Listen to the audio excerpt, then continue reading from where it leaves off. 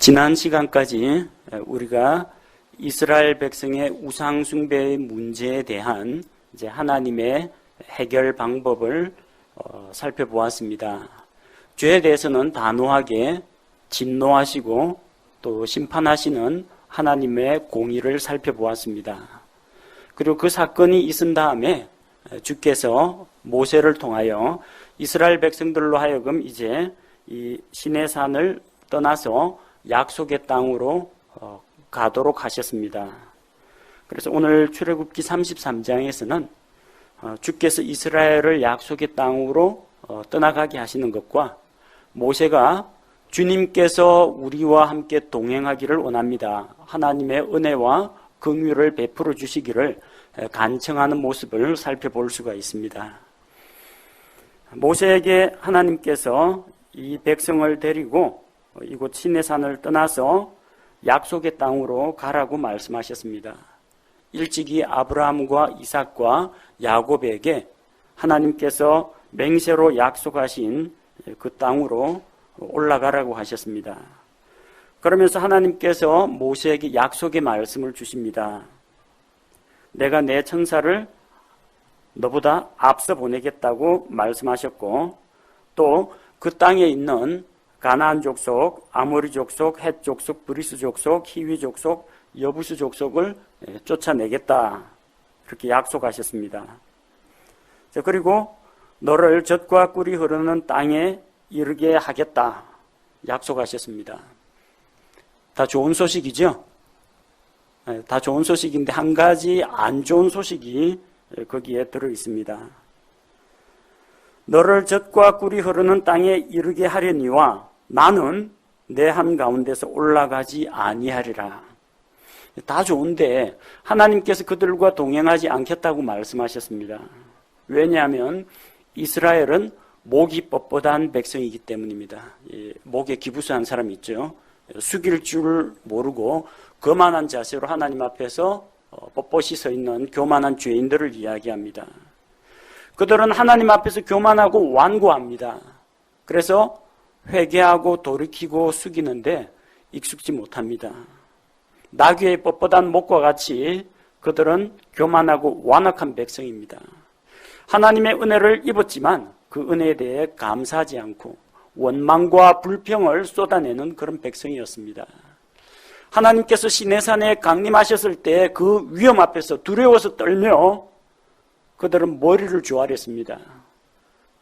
불과 얼마 시간이 지나지 않아서 그들은 시내산의 모습도 형체도 보이지 않는 그 하나님을 눈에 보이는 이 짐승의 형상으로 바꾸어서 금송아지를 하나님이라고 섬겼습니다.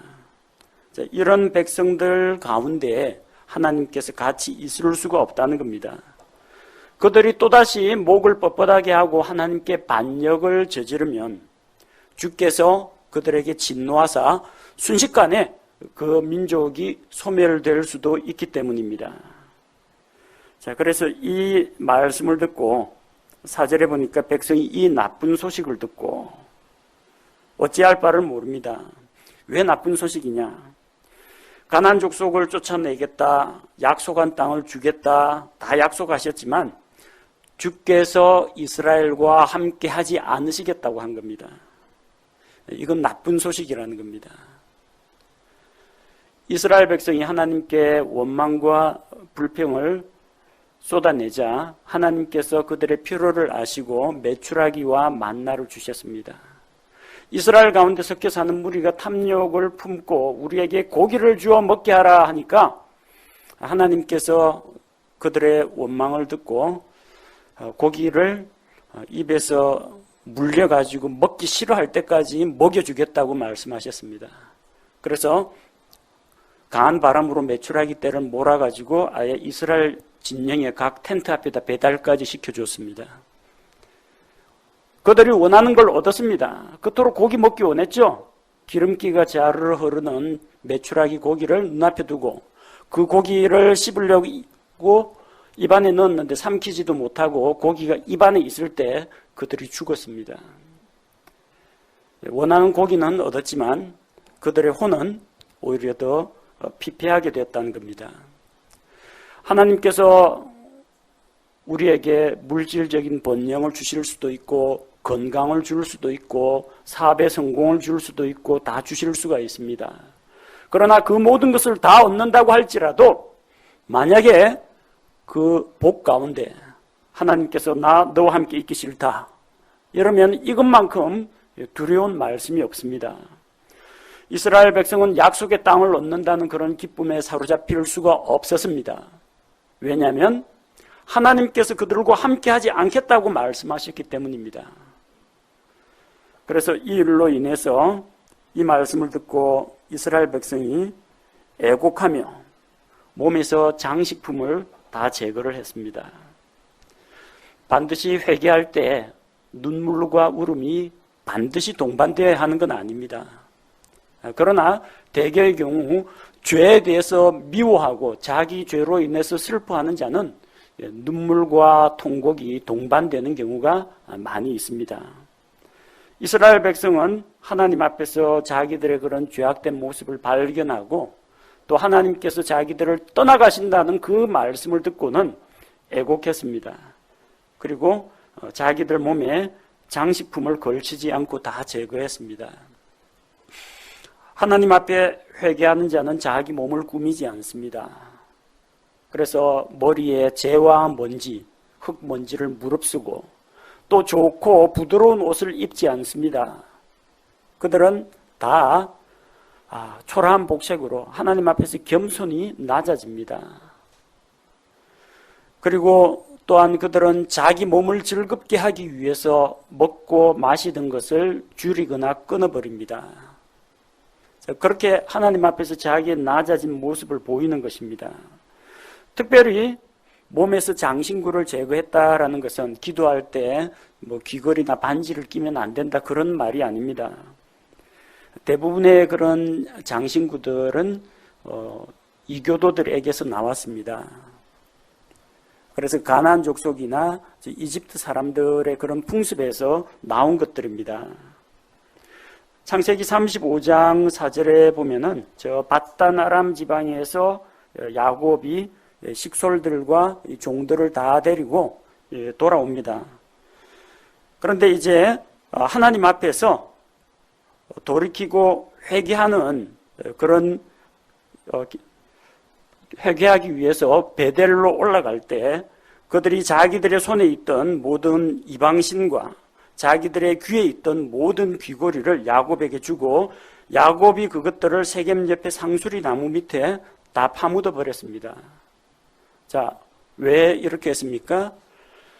하나님과 약속한 그 약속의 장소 베델, 하나님께서 야곱을 만나 주신 그 장소로 가는데 이제 저 밧단 아람 지방에서 가지고 온 그 신상들 그리고 장식품들 가운데에는 우상의 형상이나 그런 이미지들이 조각된 것들이 상당히 많이 있습니다. 그런 것들을 다 제거했다는 이야기입니다. 금은 보석이 기도하는데 방해된다는 이야기가 아니고요. 우상을 제거했다고 보시면 됩니다. 이스라엘 백성들 이집트에서 나왔습니다. 이집트에서 나올 때 가난한 노예 민족이 가진 게 있겠습니까? 그러나 이집트에서 나올 때 하나님께서 이집트 백성들로 하여금 이스라엘에게 은혜를 베풀게 했습니다. 그래서 자기들이 가지고 있던 은금, 폐물 같은 것들을 그들에게 주었습니다. 당연히 거기에는 각종 이집트 사람들이 섬기는 어떤 신의 형상이라든지 어떤 이방 종교의 상징들 이런 것들이 새겨져 있는 것입니다. 그래서 하나님께서 그들에게 경고하셨습니다. 5절에 보니까 이스라엘 자손에게 말하라. 너희는 목이 뻣뻣한 백성인즉 내가 순식간에 내 한가운데 임하여 너를 소멸시키리니 그러므로 이제 내게서 장식품을 제거하라고 말씀하셨기 때문입니다. 그래서 그 말씀을 따라서 장신구를 다 제거했습니다. 6절에 보니까 호렙산 옆에서 자기들의 장식품을 몸에서 제거했다고 기록이 되어 있습니다. 금, 은, 보석은 이중적으로 사용될 수가 있습니다. 하나님의 성막을 만드는 데에도 이스라엘 백성이 드린 금, 은, 헌물들이 사용이 됩니다. 그런데 똑같이 이 금이 금송아지 우상을 만드는 데도 사용이 될 수가 있다는 겁니다. 하나님께서는 그들이 만든 금송아지뿐만 아니라 그들 몸에 가지고 있는 이런 장식품조차도 제거하기를 원했습니다. 아마 여러분들 동남아 지역에 여행 가서 이제 뭐 태국이라든지 캄보디아라든지 필리핀이라든지 여행 가가지고 기념품이랍시고 무슨 목걸이라든지 장신구 가지고 오면요, 거기 대부분 자세히 보시면은 그 우상의 형상들이라든지 이방 종교의 상징적인 어떤 도형들이 새겨져 있는 걸 볼 수가 있습니다. 그래서 그런 것들을 다 멀리하고 하나님 앞에서 자기들을 거룩하게 구별하라는 그런 의미입니다. 자, 그리고 7절에서 11절에 보니까 모세가 주님을 만나서 교제하는 것을 볼 수가 있습니다. 지금 모세는 산에서 내려왔고 지금 이스라엘 백성들과 같이 있습니다. 자, 7절에 보니까 모세가 성막을 취하여 진영 밖에 쳐서 진영과 멀리 떨어지게 하고 그것을 회중의 성막이라고 불렀다, 이렇게 기록하고 있습니다. 자, 이 성막은 우리가 지난 시간에 배웠던 그 성막하고는 다릅니다. 이 성막은 글자 그대로 텐트입니다. 타버너클 장막이라고 되어 있습니다. 이 성막 안에는 지성소가 없습니다. 지성소 안에 언약궤도 없습니다. 언약궤 안에 십계명의 두 돌판도 없습니다. 모세가 깨뜨렸잖아요. 그리고 아직까지 산에 올라가서 새로운 돌판 받아 가지고 오려면 출애굽기 34장에 가야 됩니다. 그리고 아직 이 출애굽기에서 하나님께 예배드리는 장소로서의 성막은 아직 안 만들었습니다. 35장에 가면은 성막을 위해서 헌물을 드리라 하고 36장 가면은 그때부터 하나님께서 모세에게 산에서 보여준 그 양식대로 성막을 만드는 작업이 시작이 됩니다. 그 성막이 우리가 공부했던 그 안에 시팀 나무로 번제단을 만들고 분향제단을 만들고 빵을 진열하는 상을 만들고 또 금으로 등잔대를 만들고 휘장을 치고 이런 성소가 아니라는 겁니다. 무엇을 보면 알 수 있느냐? 아직까지 성막은 만들어지지 않았다는 거. 또 하나는 십계명 돌판이 지금 깨어져 있는 상태라는 거. 또 한 가지는 성막을 진영 밖에 쳤다는 겁니다. 진영과 멀리 떨어진 곳에다 성막을 쳤습니다. 민수기를 읽어보시면 아시겠지만 성막은 이스라엘 진영의 가장 중심에 있습니다. 이스라엘 12지파는 성막을 중심으로 삥 둘러싸고 진을 쳤습니다. 그러니까 이것은 그 예배 장소의 성막이 아니라는 이야기입니다. 그런데 왜 이걸 터버너클을 성막이라고 이야기하느냐 하면 그 안에 뭐 시팀 나무로 만들고 금, 은, 보석으로 꾸며야만 하나님께서 성막이라고 불러주는 게 아닙니다. 그게 그냥 짐승 가죽천으로 만든 그런 텐트라고 할지라도 하나님의 영광이 임재하고 하나님께서 모세와의 교제 장소로 사용하시면 그건 성막이 된다는 이야기입니다. 자, 이 회중의 성막, 그 성막에는 9절에 보니까 구름 기둥이 내려왔습니다. 하나님의 영광이 임재했다는 것을 볼 수가 있습니다. 그래서 이제 출애굽기, 민수기 등을 비롯해서 이 성막에 대한 이야기들을 읽어보면은 성막을 부르는 명칭이 참으로 다양하다는 것을 알 수가 있습니다. 가장 널리 사용되는 용어가 이제 성막이라는 단어고, 그곳이 성소와 지성소가 중심이 되기 때문에 거룩한 처소다 해서 성소라고 부릅니다.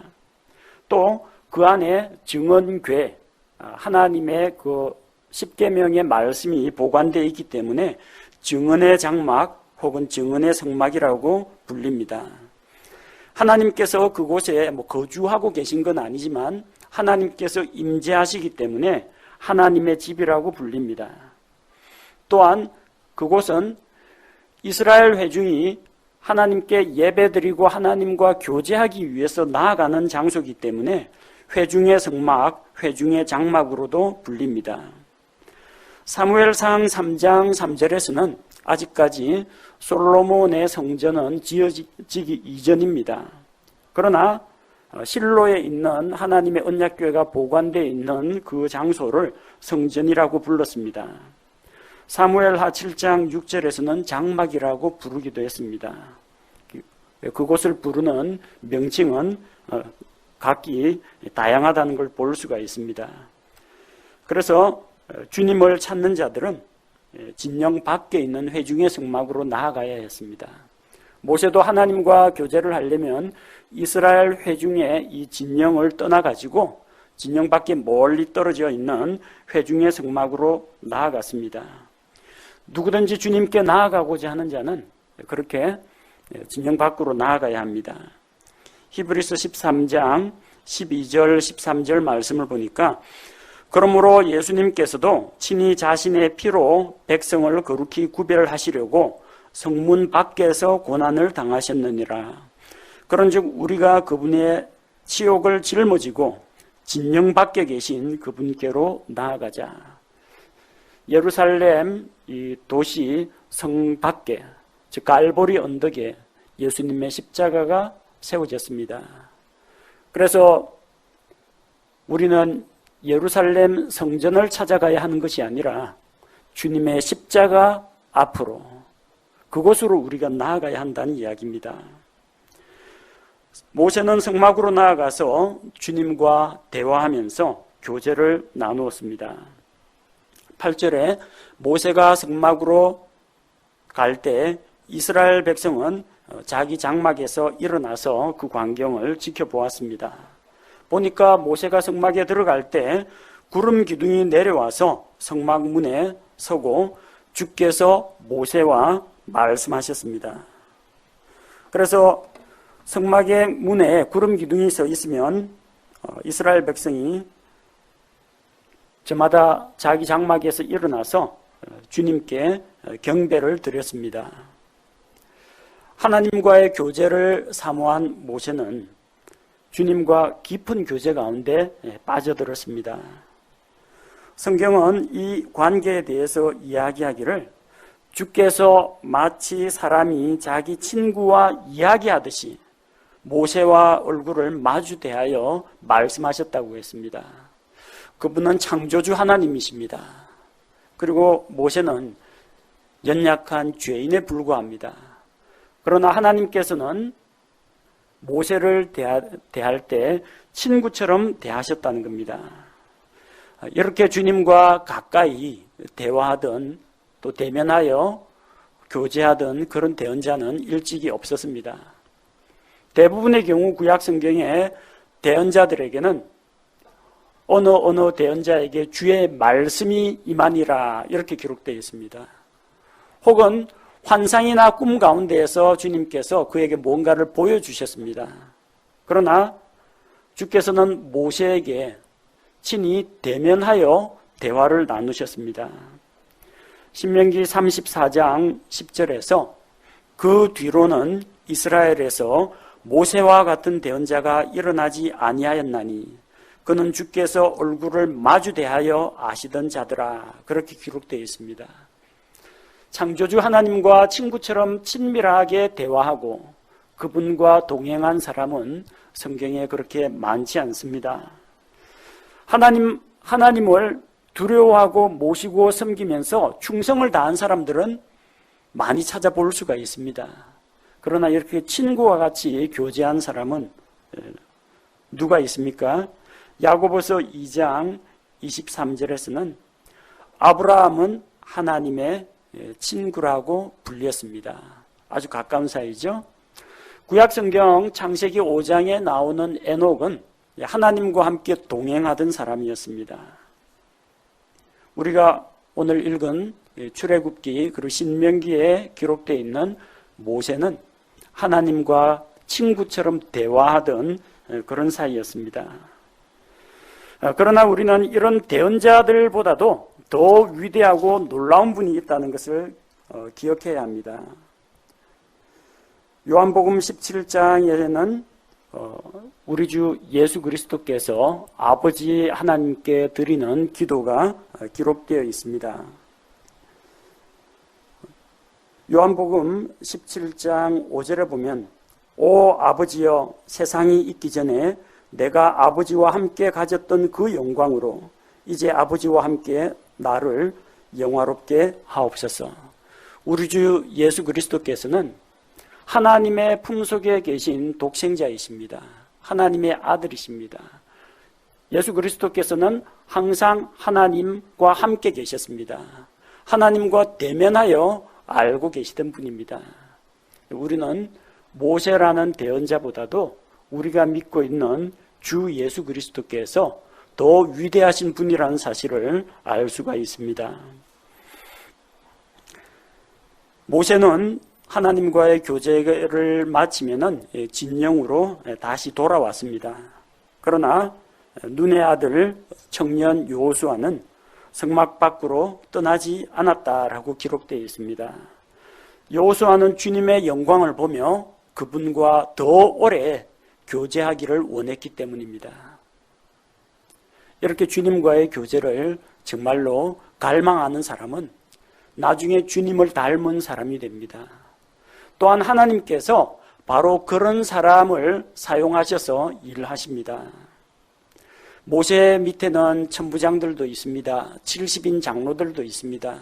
그러나 그들 가운데 어느 누구도 모세의 후계자가 되지 않았습니다.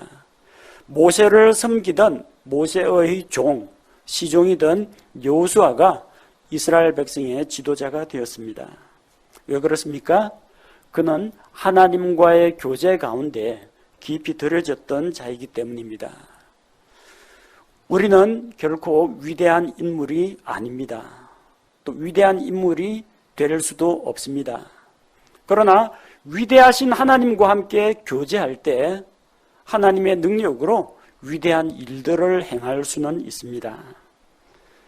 모세처럼 여호수아처럼 주님과의 교제를 정말로 사랑하는 성도들이 되시기 바랍니다.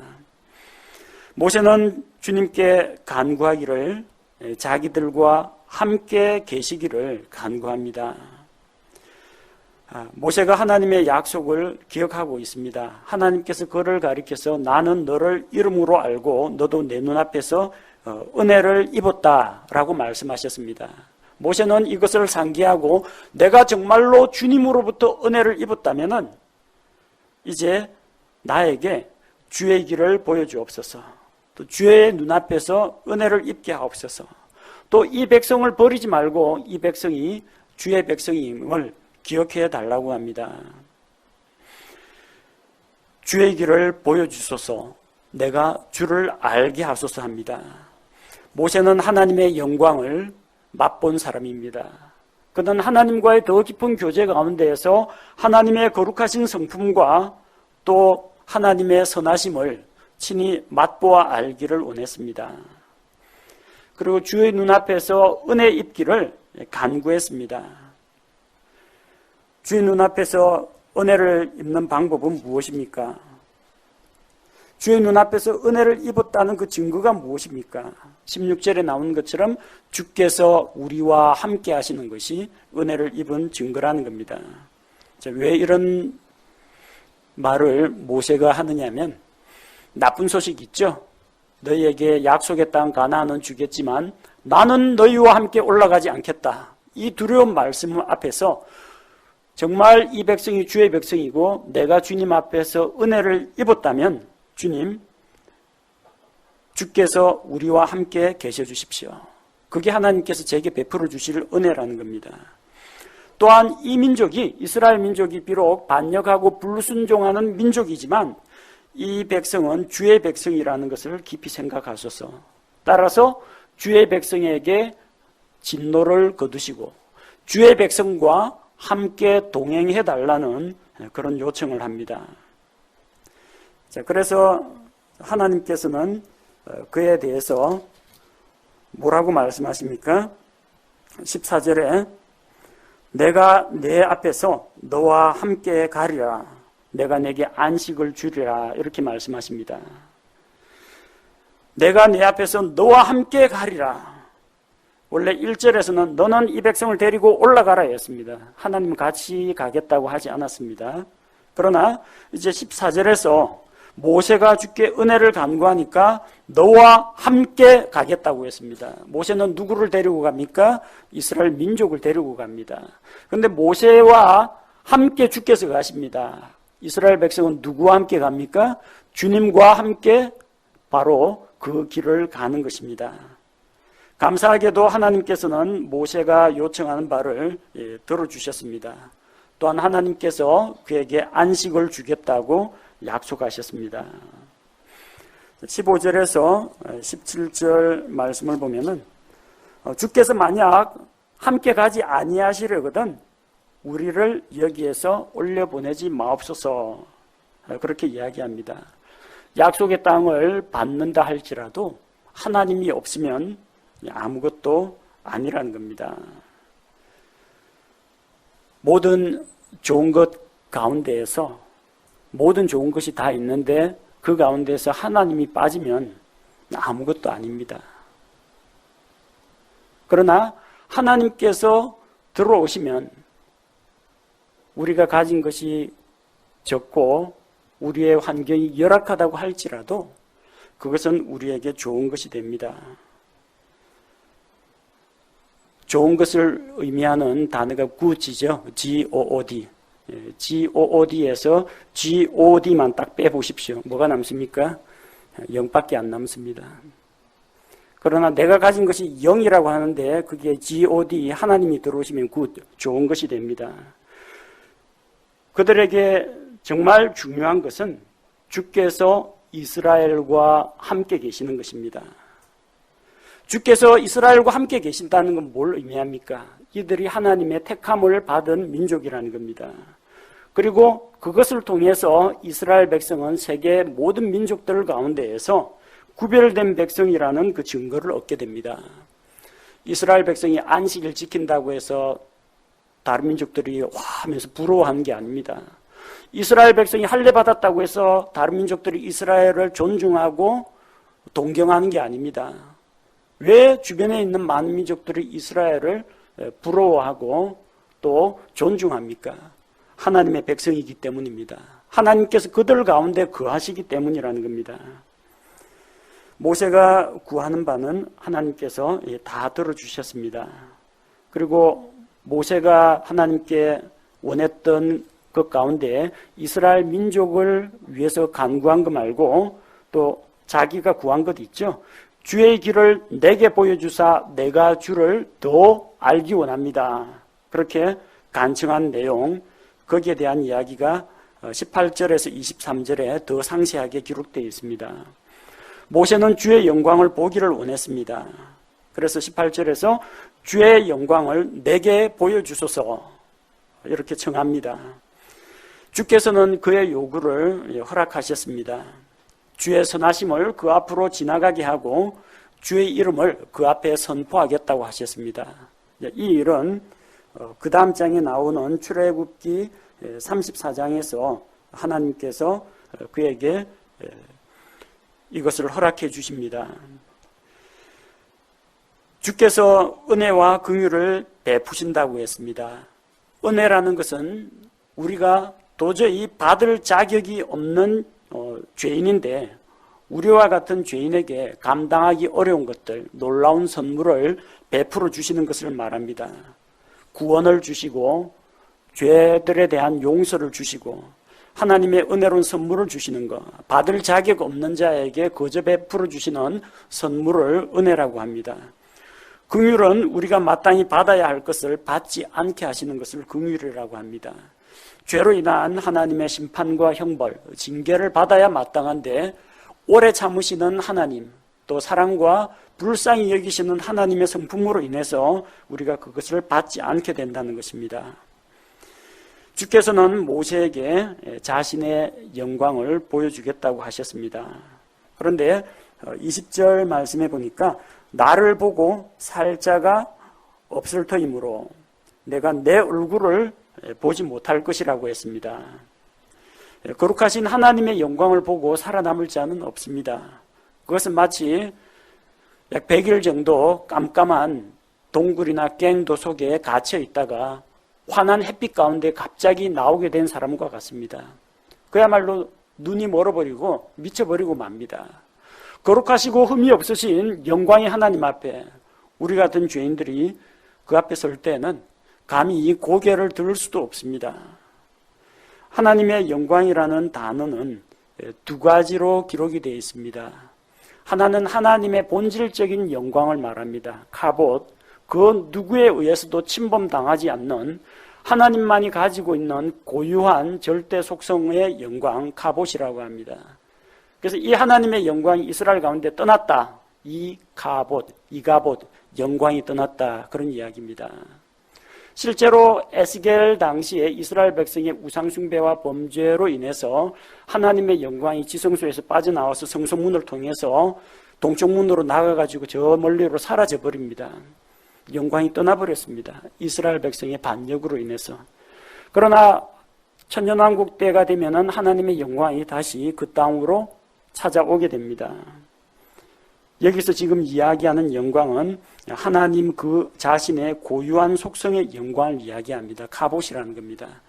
반면에 솔로몬이 성전을 하나님께 바칠 때 하나님의 성전, 예루살렘 성전 안에 주의 영광이 가득하였다라고 할 때 그 영광은 하나님께서 자신을 사람들에게 계시하시는 영광입니다. 그건 쉐카이나 글로리라고 합니다. 그 쉐카이나의 영광하고 카봇의 영광하고는 서로 다릅니다.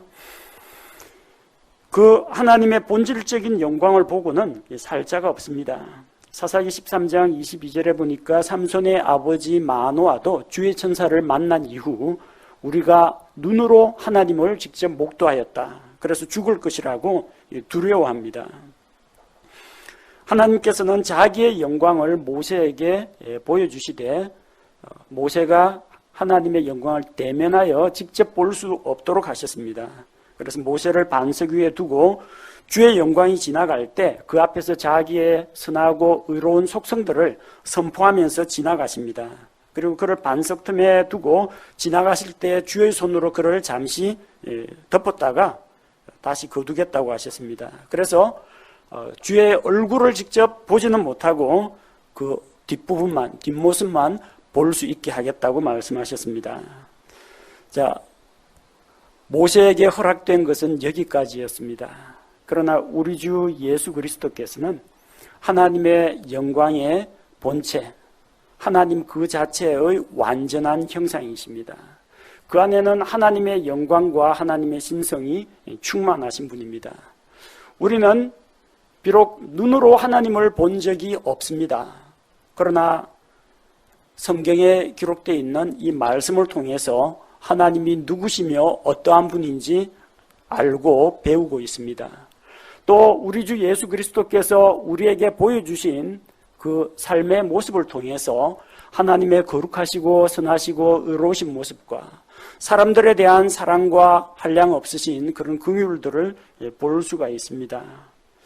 모세도 그 당시로서는 하나님으로부터 큰 은혜의 선물을 받았지만 우리는 모세와 비교할 수 없을 정도로 놀라운 그런 영광을 받게 되었습니다. 오늘 출애굽기 33장 말씀을 살펴볼 때 우리에게 가장 중요한 것은 무엇인지 다시 한번 생각해 봅시다. 대적을 물리치는 것도 필요합니다. 약속의 땅을 얻는 것도 필요합니다. 이스라엘 민족이 형통하는 것도 필요합니다. 우리가 건강하고 재물을 얻고 자녀들이 잘 되고 사업이 형통하는 것도 필요합니다. 그러나 만약 그 모든 것이 있다고 할지라도 주께서 함께 하지 않으신다면 아무런 의미가 없다는 겁니다. 그것보다 더 중요한 것은 주께서 우리와 함께 하시는 것, 그것이 더 중요하다는 겁니다. 수많은 우리 믿음의 선배들은 가진 것들을 다 잃어버리고 이 땅에서는 나그네와 순례자의 삶을 살았지만 그러나 그들 안에는 예수 그리스도라는 보배가 있었기에 하나님의 약속이 있었기에 그들은 가난한 자 같지만 부요한 자였습니다. 그들은 사방으로 에워싸임을 당하였지만 언제나 주님 안에서 강하고 담대한 자였습니다. 주님께서 함께 하시면 모든 것을 가진 것이요, 주께서 함께 하지 아니하시면 우리에게 있는 것은 다 의미가 없다는 것입니다. 어떻게 이 하나님을 우리가 가까이 할 수 있느냐? 그분은 거룩하신 분이고 죄에 대해서는 진노하시는 분인데 그 공의의 하나님 앞에 나아갈 때 우리는 어떻게 해야 하느냐? 우상을 멀리해야 합니다. 죄를 멀리해야 합니다. 죄는 그 모습이나 모양이라도 흉내내서는 안 됩니다. 그래서 자기가 직접 그 우상을 섬기지는 않지만 우상의 도형이나 무늬가 새겨진 이런 장신구조차도 다 자기에게서 제거해버린 것을 성경을 통해 볼 수가 있습니다. 모세와 여호수아 두 사람은 하나님과의 교제를 간절히 사모했습니다. 우리의 소원이 무엇입니까? 내 일평생 소원은 내 구주 예수를 더욱 사랑하고 그분을 더욱 알아가는 것이 되어야 합니다. 그렇게 주님과의 교제 가운데 깊이 들어질 때 우리가 하나님을 닮은 사람이 될 수가 있고 또한 주님의 길에 우리가 동행할 수가 있으며 대적들의 공격으로부터 승리하는 그리스도인이 될 수가 있습니다.